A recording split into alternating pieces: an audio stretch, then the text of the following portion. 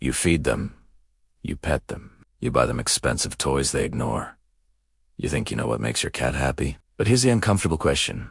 What if everything you're doing is slightly wrong?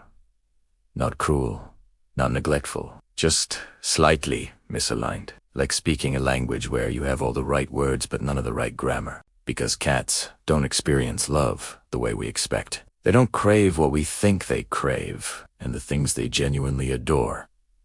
The things that make their brains light up with contentment are often the exact things owners skip, rush through, or never consider at all. Today, 5 things your cat secretly loves. Things they wish you did more often. Things that, once you understand them, will change every interaction you have. And the last one, it will make you see those mysterious midnight moments in a completely different light. You've seen it. That moment when your cat looks at you from across the room, eyes half-lidded, and slowly, almost impossibly slowly closes and opens their eyes. Most people think it's just sleepy. Cute, maybe. A random cat quirk. But your cat isn't tired. They're professing love. In the feline world, direct eye contact is a threat. Predators lock eyes. Rivals stare each other down. To look away is to surrender. To hold gaze is to challenge. But the slow blink, that's a vulnerability so profound it's almost dangerous in the wild. When a cat slow blinks at you, they're lowering their guard completely. They're saying, I trust you enough to close my eyes in your presence. I will not watch you. I will not prepare to flee. Dr. Karen McComb at the University of Sussex proved this in 2020. Her team found that cats were significantly more likely to slow blink back at their owners when owners initiated the gesture, and that cats who engaged in mutual slow blinking showed lower stress responses in subsequent handling. It's not just affection. It's active stress reduction. But here's what owners miss. Cats slow blink constantly, hoping we'll respond. We don't. We're looking at our phones, or the television, or misreading their half-closed eyes as indifference. They offer vulnerability. We offer inattention. Watch for it now. That heavy-lidded look across the room, the deliberate closure. They're not dismissing you. They're inviting you into a secret language. Only the two of you share. Try this. Next time you catch their eye, soften your own gaze. Let your eyelids grow heavy. Close them slowly. 1, 2, 3 seconds, then open. Don't rush.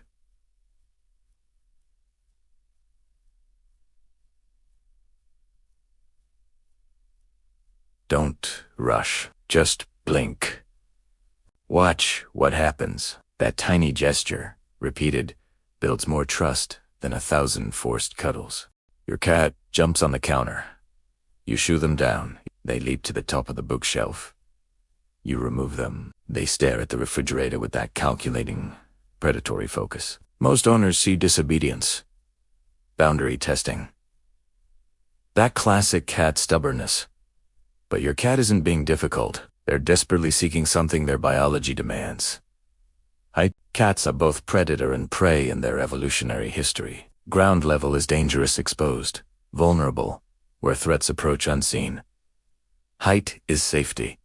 Height is control. Height is the difference between anxiety and peace. Dr. Sharon Crowell Davis at the University of Georgia documented this extensively. Cats with access to vertical spaces, not just scratching posts, but true elevated perch. 60% less territorial aggression toward other pets and significantly reduced stress-marking behaviors. Vertical space isn't a luxury for cats. It's a psychological necessity. Yet most owners fill their homes with human-level furniture and wonder why their cats seem restless, why they fight over windowsills, why they perch on the one narrow shelf you wish they'd avoid. The warning signs are subtle. Tail twitching when people walk past. Excessive hiding. Aggression that seems unprovoked. These are cats with nowhere to go. No escape route. No observation point where they can watch without participating. You don't need cat trees in every room. You don't need elaborate installations. A cleared shelf, a sturdy box on a stable surface. Permission to use the top of the wardrobe. These micro-patches Transform a cat's experience of your home from threatening terrain to controllable territory. Start with one space they can reach without help, where they can see the room's entrance, where no one will grab them or disturb them. Watch their shoulders drop. Watch them choose that spot voluntarily, repeatedly. They weren't climbing to annoy you. They were climbing to feel safe. You dangle a toy. Your cat watches, motionless. You wiggle it faster. They yawn. You give up, assuming they're not interested, not playful, maybe just lazy. But your cat wasn't bored. You skipped the beginning. Every hunt follows a sequence. Stare, stalk, chase, pounce, kill, eat. This isn't preference.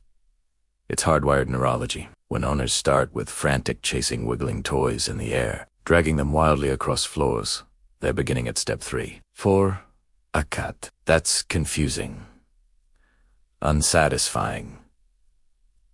Like starting a movie in the middle and wondering why you don't care about the characters. Dr. Miquel Delgado, certified applied animal behaviorist, demonstrated this in her 2021 research on play therapy. Cats who experienced complete predatory sequences, starting with stillness and observation, building to brief chase, ending with a kill and small food reward, showed dramatic reductions in attention-seeking behaviors and nighttime activity. Incomplete sequences actually increased frustration. The signs of interrupted sequence are everywhere. Cats who attack ankles after play sessions, who seem aggressive with toys, who carry captured objects and yowl as if distressed. These aren't play problems. These are biological needs left hanging. Unresolved tension with nowhere to go. Here's the fix. Start still. Let the toy be motionless. Let your cat find it. Watch it. Calculate distance and angle. This staring phase can last minutes.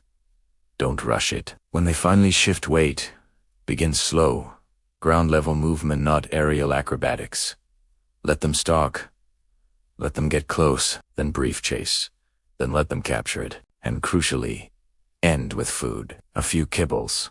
A lick of treat. The kill must lead to consumption, or the brain registers failure.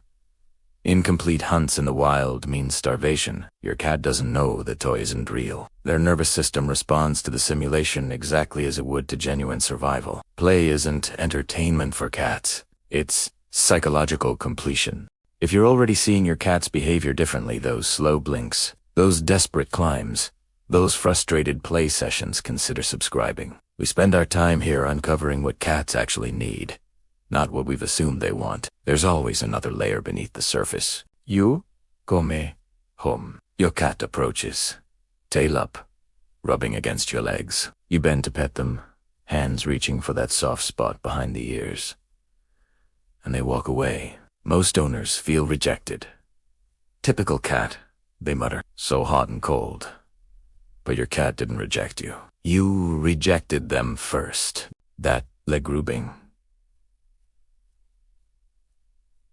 It's not a request for touch. It's an offer of exchange. Cats have sent glands along their cheeks, flanks, and tail base. When they rub against you, they're marking you with their signature, claiming you as familiar territory. They're saying, "This is us. This is safe. This is shared." What they want in return isn't petting. It's acknowledgement of the scent transfer. They want you to lower yourself to their level, to present your hand for them to rub against, to complete the chemical conversation. Dr. John Bradshaw's research at the University of Bristol revealed that cats who initiated contact and received human-initiated petting rather than reciprocal scent showed elevated stress markers and increased avoidance behaviors afterward. We think we're being affectionate. They experience it as ignored communication. Watch the tail position, vertical, slightly curved at the tip. That's the friendly approach. They're offering the scent handshake. If you reach down and they flinch, freeze, or rotate ears back, you've moved too fast. You've skipped their greeting and imposed your own. Instead, kneel, present your hand at their level, fingers loosely curled. Let them approach. Let them rub their cheek against your knuckles. Don't stroke. Don't grab. Just be present, be still, be available. This exchange, this mutual marking happens between friendly cats constantly. We rarely let it happen between human and cat. We rush to touch, to hold, to demonstrate our love through contact. They never requested. They don't want to be patted every time they approach. Sometimes they just want to say hello. Here it is. The biggest misunderstanding. The behavior that frustrates owners most, that leads to closed doors and banished cats and resentment that builds for years. The 3 a.m. wake-up call. Your cat walks across your face, knocks items off the nightstand, yowls in empty hallways, digs at closed doors with desperate, rhythmic scratching. Most owners interpret this as attention-seeking, manipulation. My cat is spoiled, they say. They want to control my sleep schedule. But your cat isn't being demanding, they're being lonely. Cats are crepuscular most, active at dawn and dusk. This isn't choice. It's biology, hardwired through millennia of hunting when prey is available. While humans consolidated sleep into single long blocks, cats evolved for multiple activity peaks. Your 3 a.m. is their natural morning. Dr. Catherine Hoopt, emeritus professor at Cornell University's College of Veterinary Medicine, documented that cats removed from bedroom access showed significantly higher stress hormones and more daytime behavioral issues than cats allowed nighttime proximity. The disruptive behavior was in demand. It was distress at social isolation during their natural waking hours. Here's the revelation that changes everything. Your cat isn't waking you to be fed or entertained. They're waking you because you're their family group. And family groups don't sleep in isolation. In feral colonies, cats wick together, mobituiter, restoiter. Your closed door reads as abandonment. Your sleeping body, unreachable, reads as loss. The warning signs appear long before the yowling starts. Increased daytime following, excessive greeting behaviors when you wake, destruction that seems spiteful. These are symptoms of a social bond being stretched past its natural rhythm. You don't have to surrender your sleep, but consider this. A cat allowed to sleep in the room, even on a separate perch, shows dramatically fewer disruptive behaviors than cats excluded entirely.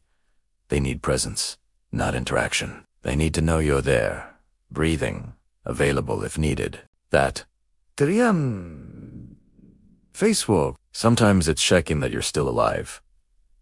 Sometimes it's trying to synchronize waking. Sometimes it's simply, my day has started. Please don't make me start it alone. They don't want to ruin your night. They want to share their morning. So here are 5 things your cat loves that you rarely do. Slow blinking back, giving them height, completing their hunt, accepting their scent handshake, letting them wake beside you.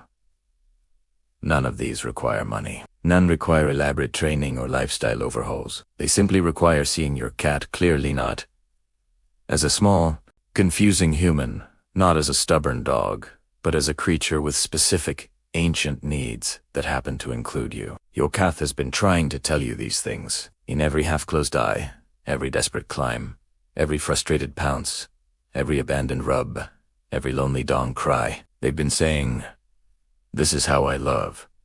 This is how I feel safe. This is how I include you in my world. And now, finally, you can answer. Not with more toys, or better food, or forced affection, but with understanding, with present, with the quiet, patient translation of a language they've been speaking all along. In the end, your cat doesn't want your perfection. They want your attention, your respect, and your willingness to meet them where they actually are. Not where you assumed they'd be, but exactly where they've been waiting all this time for you to finally arrive.